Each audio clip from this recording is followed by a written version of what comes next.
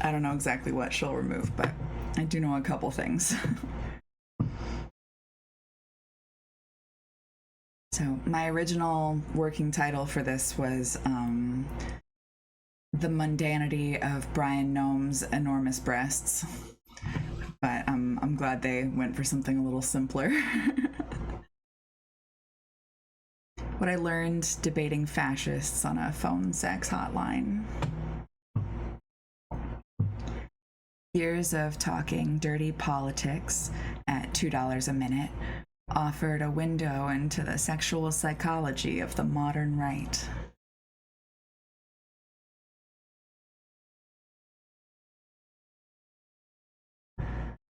Call me jaded, but I thought Brian Nome's comically large breasts were kind of underwhelming. When photos of the embattled former Secretary of State Kristi Noem's husband leaked in March, the 56-year-old father of three could be seen in a skin-tight, flesh-colored shirt stuffed with a pair of latex balloons, each as big as his head. Security analysts warned that his spending $25,000 on online bimboification fetish models left his high-ranking family vulnerable to extortion, while the internet laughed. And sure, the cockeyed nipples were funny, hilarious even. It's just that after getting a glimpse of the modern man's psyche over several years a sex worker, I was too haunted by the familiarity of that buxom insurance executive's joyless expression to take much pleasure in his public humiliation. When a well-meaning misadventure in 2022 left my life in shambles, a friend suggested I try the phone sex operator platform NightFlirt. I was already neck-deep in the sex work industry and desperate to climb out of debt from the safety of my bedroom, so I made 3 lines: an inexpensive chat line, a comparatively expensive role-playing line, and a line for flirty online chess games. This last one was my friend's suggestion. Special interests sometimes made for lucrative niches. No one ever called. As a flirt, the site's term of art for operators, I had 3 notable assets. A velvet voice I knew how to weaponize, decades of stroking men's egos as a personal and professional survival skill, and a genuine fascination with people's inner lives. I also played a lot of Dungeons & Dragons version 3.5 in high school, so I had experience collaborating on other people's fantasies. Calls were fun, so long as we didn't linger in the disconcerting moments. I drew hard lines around things like race and age play, initially a struggle to enforce. The seasoned seekers, what NightFlirt calls its callers, routinely test new flirts to see what they can get away with. I preferred the dime store psychoanalysis of hour-long chatline conversations.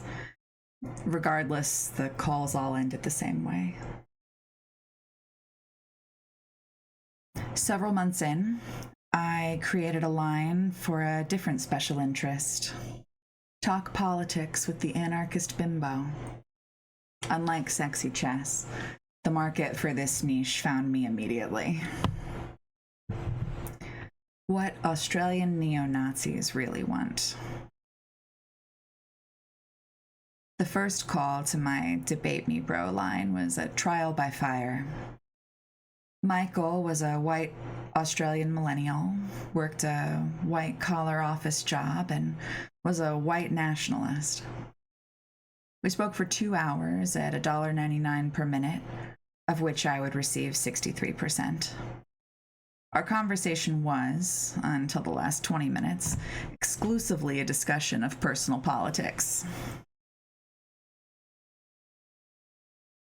Michael, the neo-Nazi, was deeply concerned about miscegenation, believing the white race was undergoing a deliberate ethnic cleansing a la the Great Replacement. He cited dubious meme statistics bemoaning falling birth rates in Australia, the United States, and Europe. Though my class-first politics allowed for fleeting moments of common ground, like our generation can't afford to start a family, we never agreed on a cause. Where I blamed rent-seeking capitalist greed, he blamed some all-encompassing Jewish conspiracy and the inclusion of women and minorities in the workforce. He resented our access to the middle-class email jobs he wanted reserved for white male heads of household. We spoke at length about working women. He felt that I had done the right thing by leaving my software engineering career behind in 2021. So did I, again for different reasons. He believed women went to college and worked for the express purpose of meeting a husband, that office romance was the only justification for keeping us around. To be fair to Michael, I shouldn't be. Back when I briefly studied journalism at a Catholic women's college, my classmates occasionally reheated jokes about getting your MRS degree from a guy at the nearby engineering school. This was 2006. There it is. There's the full image.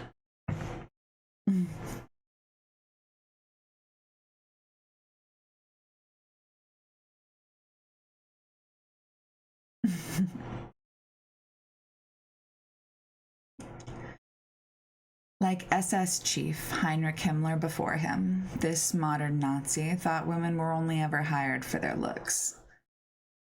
Himmler wanted to bar us from state service entirely, that no one can claim that their selection is based upon ability, arguing that pretty and competent women would always be chosen over ugly, efficient hags, and would take all the investment in their training with them when they married and quit. Also, like Himmler, Michael needed to believe that women were shallow and incapable in order to safeguard a fragile masculinity composed of brittle stereotypes. Every historical flavor of fascism has depended on the cult of masculinity to maintain order in the face of changing gender norms, and ours is no exception. In his 1985 book, Nationalism and Sexuality, George L. Moss examines the centrality of middle-class respectability to nationalist projects of yore. Both Italy's fascists and Germany's National Socialists believed the moral regeneration of their nations depended upon the enforcement of a rigid manly ideal, separating men from women as well as from any groups placed outside the confines of society. Hitler's classic heroes were tall and lithe, his favorite phrase to describe the model German, with a clean-cut look reflecting strength, self-control, and sexual restraint. As Moss explains, quiet greatness determined the appearance of the ideal Aryan, in contrast to the nervous Jew or exhausted homosexual.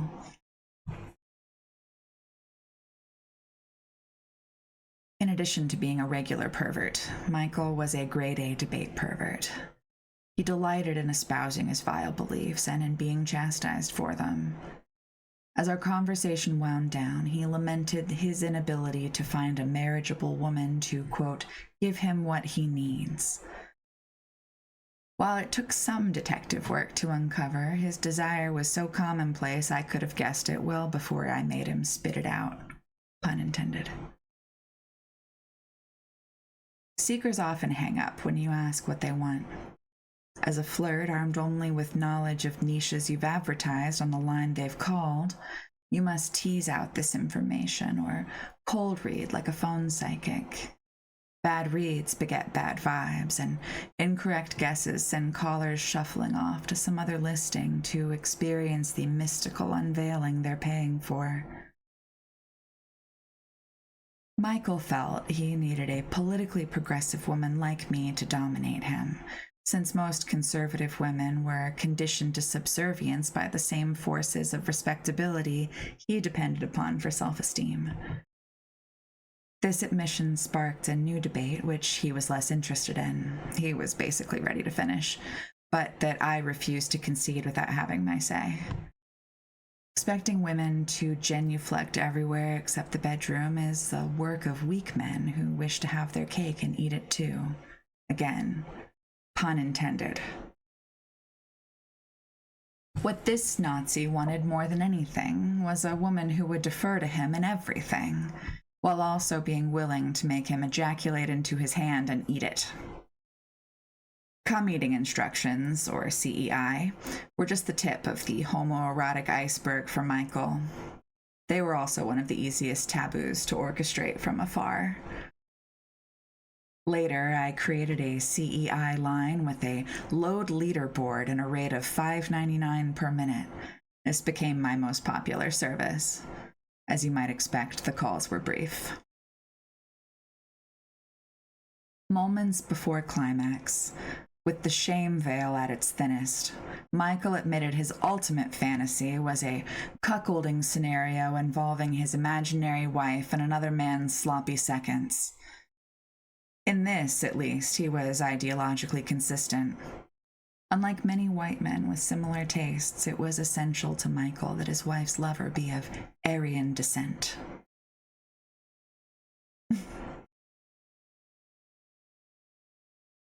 So you wouldn't genuflect to a swan? No, I imagine not.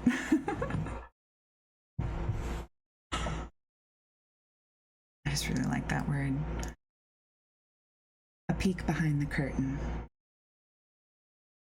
The most important lesson I learned as a flirt was to take notes after each call.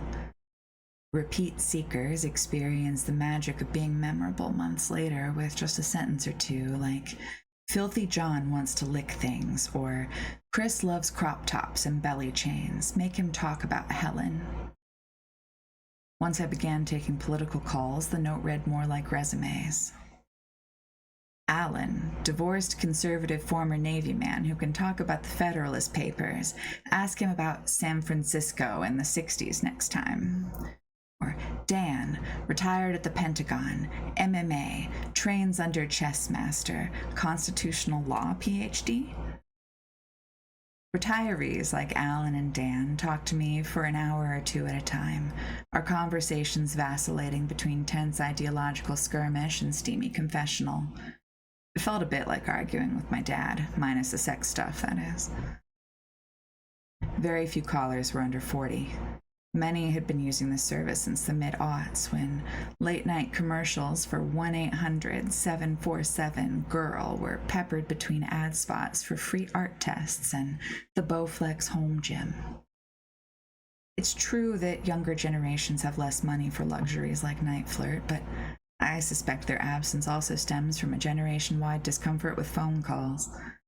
Millennial and Gen Z clients seem to favor the budget-friendly asynchronicity of voice notes and text chat. While submissive conservatives were overrepresented on night flirt, I found plenty of progressive men who also enjoyed being told what to do. The tone of these encounters differed wildly. For right-wing men, subtly soliciting permission to do, quote, gay stuff was a running theme. Leftists often spoke openly about real-world experiments in gender expression and held a more fluid view of sexuality. Many of these same leftists sought degradation, to be a worm beneath the heel of a woman willing to destroy them physically, emotionally, and financially. One client called these figures the toxic goddesses, a niche I couldn't cater to. I might have seen greater success had one of my special interests been erotically humiliating men by confirming their worst fears about themselves. Famed 20th century physician and sexologist Ewan Block preached that modernity encouraged both homosexuality and masturbation, long considered the gateway to moral decline. George L. Moss writes, Block, who approved of masturbation if practiced in moderation, nevertheless saw it as a potential danger to society. The masturbator, he tells us, becomes lonely and shy and loses the natural enthusiasm of youth. His nervousness is apt to damage his heart. Breaking with the broader Nazi Party on prostitution, Heinrich Himmler suggested visiting a sex worker could save these wastrels from the scourge of homosexuality. Reminiscent of today's hustle culture, some nationalist attacks on masturbation relied not on concerns for health or spiritual degeneration, but on industrious pragmatism. It served no purpose, they said, with Moss writing that one French physician, quote, argued wasting one's sperm through masturbation was like throwing money out the window.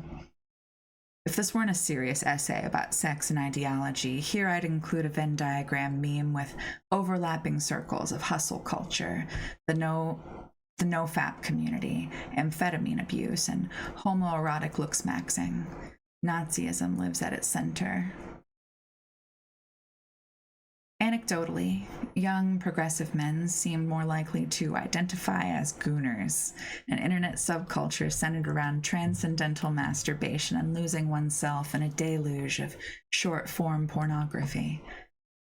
They are just as eager as their elders for permission to portray the masculine values society has foisted upon them, albeit in more intoxicating ways. Some begged me to huff poppers, amyl nitrate, until they were drooling too much to even pretend work from home, while others took back-to-back bong hits and ended up comfortably couch-locked, a prisoner to their porn library. Like their forebears, the Gooners' focus is also on surrendering control, such that they feel forced to do what they want to do anyway. It's just that what today's young progressives want to do is a lot closer to nothing at all. Man suit off, pussy hat on. In a recent interview on YouTube's Channel 5 with Andrew Callahan, webcam model Lydia Love talked about what it was like to bimboify Brian Noem. When the Daily Mail expose was published, Love immediately recognized Noem as the man she had dubbed her big titty client. I had never seen tits that big on a man before, she said. It was burned into my brain. Whenever Noem paid $25 per minute for one-on-one webcam exchanges, Love would offer to take his mind off his daily stressors. He wanted to show off for me, she said. He wanted to wear his little leggings and, turn around. He liked being told to put the leggings on. Love is careful to distinguish between clients experimenting with cross-dressing kink and trans people. I've had clients be like, oh, I actually explored this and I realized that I'm trans. And I'm like, cool, good. You do your thing. Good for you. But it's not always like that. I confess, I rarely enjoyed catering to feminization fantasies from users with names like Make Me Grow Giant Breasts and Sissy Billy 4. Having a number of trans intimates, family and friends, I struggle to view these clients in a vacuum while the United States government works tirelessly to push trans people out of the public sphere. Being playful with one's sexual expression is great therapy. I don't want to diminish that. It was just hard not to feel sad for many of the fantasists, and grating to engage with all these pornographic caricatures depicting femininity as inherently degrading. Here in the 21st century, we have inherited a 19th and 20th century bourgeois respectability that believes sexual differentiation must be maintained for culture to thrive. Women are less stigmatized for exhibiting, quote, manly traits of strength and dominance than men are for embracing softness. The cult of masculinity is flattered when women see its example as seductive and appalled when anyone shirks it. The cult is prepared to punish any outsiders, however, and this boundary is constantly shifting. Lydia Love put it diplomatically. I feel like men have a lot of pressure to be like, this is what a man is. Maybe sometimes the most freeing thing to be as a man is not one. On Night Flirt, some clients preferred to pay 99 cents per message to chat over text. Soon after I launched the politics line, one chatter caught my eye. I'm Joe, 48, and in Texas, he wrote. I'm a mostly conservative attorney. I was raised Jewish, but not practicing.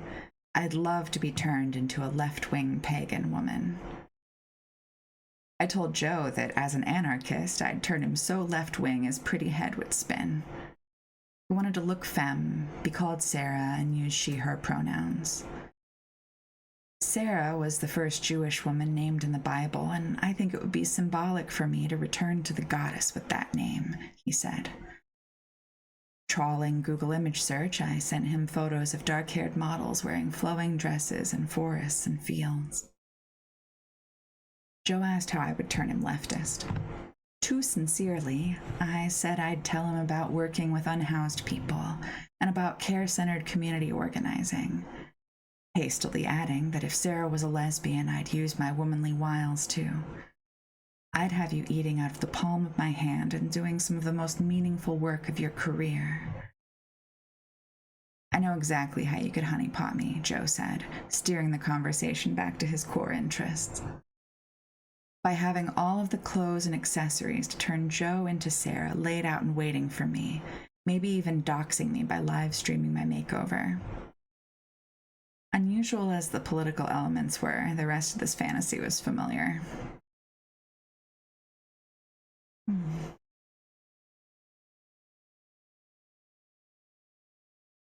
Exposure is a common theme. The fantasist dreaming of being outed in a way that irrevocably changes their life and forces their hand. I teased that I'd have a journalist friend write a hit piece and bring a photographer to document it. Lydia Love wondered if Brian Noam was gooning to his humiliation in the press, and I wonder what Joe would think if he recognized himself here in current affairs. My role in Joe's fantasy, as with most callers, was to facilitate the outcome he'd dreamed of, forcing him to do what he wanted. I was there to say, without saying, I know you worry what this says about your masculinity. It's okay. We're playing a game that I find just as exciting as you do, and you're really just doing it for me anyway. Joe asked what brand of leftist I imagined Sarah as, and, forgetting myself, I said that the transition from libertarian-leaning conservative to liberty-loving anarchist would be easy.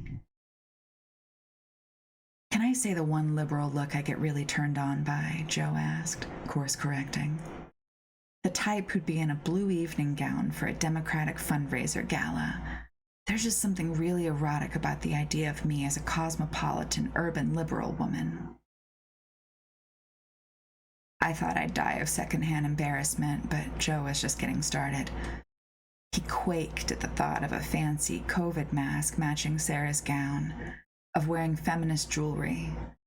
I love the democratic fascination with clothing as a form of expression and devotion to the cause, he said. One could argue Republicans are as prone to signaling allegiances through clothing, citing red MAGA hats and t-shirts reading, "My pronouns are kiss my ass." But this was Joe's fantasy, so I sent him pictures of models in sparkly blue dresses instead. When I threatened to drag him to the Women's March, Joe asked if he would get to wear a pussy hat. I said he'd have to knit one himself, as I had, and this made him tremble. Asked about Sarah's values, he shared a picture of the "In This House We Believe" yard sign. You know the one. They were everywhere in 2017. Mine was stolen weeks after I put it out. For a tattoo, Joe suggested "feminist as fuck" across his lower back. I cackled. Among my abandoned sewing projects is an embroidered handkerchief from a decade ago, "feminist as fuck," wreathed in flowers. I want to be considered a nasty woman, he said, evoking a sweatshirt I admittedly still wear sometimes. Somehow, his aesthetic turn-ons included every artifact of adorably cringe liberal feminism I had embraced and abandoned during my own political awakening. Joe loved that his transformation simultaneously involved gender and politics, allowing him to shunt aside the cultural chains that had bound him all his life and defect from the conservative establishment in addition to masculinity. I get to be another pretty drone for the neoliberal establishment, he said. The total Yaz Queen vibe for me. I could see you adding a blue streak to my hair to show my new party allegiance, he said. I called this idea very Kristen Cinema, and he admitted to having a total girl crush on her. I asked what corporate interests he would sell his soul for. Big tech. I'd love being a shill and apologist for TikTok. The gig economy, too, claiming it gives options and flexibility. And wounding labor in the process, very sneaky, I said. The perfect neoliberal position, he concluded. It was the first time we were on the same page about the soullessness of establishment Democrats. For him, this was the appeal. He could slip the ideology on like a glittery blue gown and matching mask, believing in nothing as Sarah, just as he believed in nothing as Joe. Joe tried out a new idea. Could Sarah be taken someplace private to service prominent Democratic women, to become a stylish sex offering for the Democratic elite? Soon we were planning an orgiastic initiation ceremony inspired by Eyes Wide Shut, with Sarah obediently counter-honeypotting Kristen Cinema back into the Democratic fold. Make America gag again. It's been approximately 1 year since I last took calls on Night Flirt, having quiet quit sex work in mid-2025. To make ends nearly meet, I'm writing essays for the first time since the Obama administration and live streaming chess on Twitch. I can't quite delete my Flirt account, however. It's comforting to know the website and clientele will probably always be there if vanilla work fails to pay the bills. In A Billion Wicked Thoughts, What the Internet Tells Us About Sexual Relationships, computational neuroscientists Ogi Ogas and Sai Gautam use anonymous search histories to study human sexuality. Published in 2012, their findings feel slightly dated in 2026, but consider this observation. Quote, one of the most noticeable differences between male-targeted and female-targeted porn on the web is the presence of political messages. On men's porn sites, including gay porn sites, there is a complete absence of any kind of explicit politics. The only exception is the rare importation to support free speech. Though there are far fewer female-targeted sites, the authors say that the ones that exist contain an abundance of messaging around issues like inclusivity and feminism. Setting aside the author's narrow definition of explicit politics, ergo, by their own account, quote, cuckold porn is the second most popular heterosexual interest on English-language search engines, after youth, and is a category famously dominated by white men watching their white wives have sex with black men. Political messaging in women's pornography of that era makes sense, a signal that the video was ethical and wouldn't jump scare you with anything untoward. The absence of explicit political messaging in men's pornography of that era also makes sense, but that was 2012. Since then, nationalism has coiled its choking vines around everything that men hold dear, same as it ever was. I logged into Night Flirt in April to survey the landscape. The very first listing was for a 29-year-old Muslim housewife called Mrs. Muhammad, who had bid an exorbitant $8.57 per qualified click to secure the premium real estate. The woman in the grainy profile picture wore a niqab, leaving only her eyes visible to smolder over her shoulder. Under religious play, her listing offered services with names like devout Islamic dominance, hijab worship, and cultural contrast. The race play section highlighted her desire to amass a, quote, harem of submissive white boys. Searching for MAGA returned mostly innocuous listings, though 2 ads on page 2 caught my eye. Trump Girls, MAGA Brat Makes You Pump for MAGA in the feminization category at $1.14 per click, and Tory for Trump's You Own This MAGA Pussy. Both featured fit blondes in lingerie and Trump merchandise and used the phrase libtard snowflake at least once. As I kept scrolling, flirt after flirt with names like authoritarian Claudia and right-wing Barbie packaged the aesthetic of Donald Trump's nationalism for erotic consumption. In night flirt terms, a qualified click is any click is the first click by an account that has credit card information on it and is not a flirt account.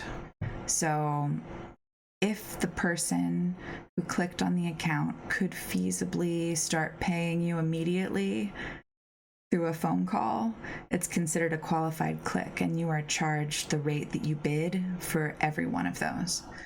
So Mrs. Muhammad, also that Muhammad is not a spelling that anyone uses as far as I can tell, she was paying $8.57 every time someone clicked on her profile who could feasibly pay her. It's how you bid up your account to the pages where people will see it, or how you bid up each listing. Yeah, good question. Until recently, while driving through deep red regions, like rural Ohio, you'd expect to encounter at least one modest ranch home emblazoned with psychosexual depictions of a buff Donald Trump. His yard signs once lurked around every corner. These Trump as Rambo shrines are harder to find in 2026, but don't let their absence fool you. I think they've evolved into a much more private sort of tribute. For decades, Democrats and Republicans have offered voters nothing, just vibes to jack off to, intellectually or otherwise. Attorney Joe's fetish for liberal self-righteousness imagines Sarah sacrificing their Texas handgun license on the cleansing pyre. Neo-Nazi Michael's fetish for conservative cruelty pumps out an endless stream of tradwife Wojak memes. The death throes of the Republic are as grotesque as any J.G. Ballard satire. The role nationalism and respectability played in the rise of fascism has often been forgotten, writes George L. Moss. It's not easy to confront when such factors have determined so much of our own behavior. When men tell me their secrets, I listen. What I've learned is that we could improve society and take the wind out of fascism's sails by broadening the scope of what it is socially acceptable for a man to be. As the late David Graeber said, the ultimate hidden truth of the world is that it is something that we make and could just as easily make differently. As we remake the world into one warmed by collectivism, it should be one where a man knows he's no less a man for struggling financially, wanting to be held, losing his hair, loving his friends, or playing dress-up. In that world, a man will only ever be less a man if he wants to be.